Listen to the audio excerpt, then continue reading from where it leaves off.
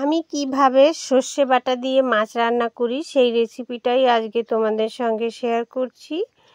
এর জন্য আমি আজকে নিয়ে নিয়েছি 4 পিস মাছ। মাছটাকে পরিষ্কার করে ধুয়ে নুন আর হলুদ দিয়ে ভালোভাবে মেখে এক সাইডে প্রথমে রেখে দেব।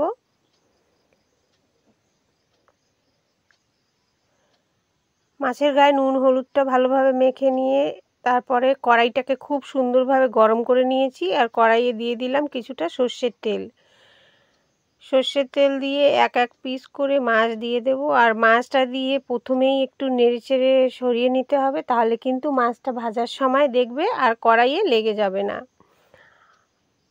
আমি আজকে সর্ষে বাটা দিয়ে মাছটা রান্না করছি, তার জন্য কিন্তু মাছটাকে অনেক বেশি লাল করে ভাজবো না, মিডিয়ামভাবে মাছটাকে ভেজে নিয়ে তারপরেই আমি রান্নাটা করব।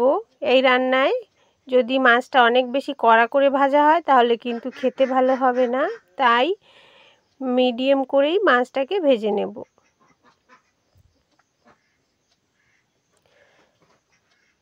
মাছগুলোকে উল্টে পাল্টে ভেজে নিয়েছি আর তোমাদের একটু দেখিয়ে দিলাম যে এই মাছটা আমি কেমনভাবে ভেজেছি। মাছটা কিন্তু অনেক বেশি শক্ত হয়ে যায়নি আর একেবারে নরমও না। এখন একটা পাত্রে সমস্ত মাছের টুকরোগুলো আমি তুলে নিচ্ছি আর এক্সট্রা তেল দেব না। এই তেলের মধ্যে কিছুটা জিরে ফোড়ন দিয়ে দিলাম দুটো শুকনো লঙ্কা আর একটা তেজপাতা মাঝখান দিয়ে ছিঁড়ে দিয়ে দিলাম। ফোড়ন দিয়ে যখন খুব সুন্দর একটা গন্ধ বেরোবে তখন আমি অল্প একটু জল দিয়ে দিচ্ছি। এরপরে পরিমাণ মতো হলুদ গুঁড়ো, লঙ্কা গুঁড়ো আর স্বাদ মতো নুনটা আমি দিয়ে দিলাম। সর্ষেটাকে আমি একটা কাঁচা লঙ্কা আর অল্প একটু নুন দিয়ে বেটে রেখেছিলাম। এখন ওপর দিয়ে সেই বাটা সর্ষেটা দিয়ে বাটিটা ধুয়ে আমার যতটা ঝোল দরকার সেই পরিমাণ জলটা দিয়ে দিলাম।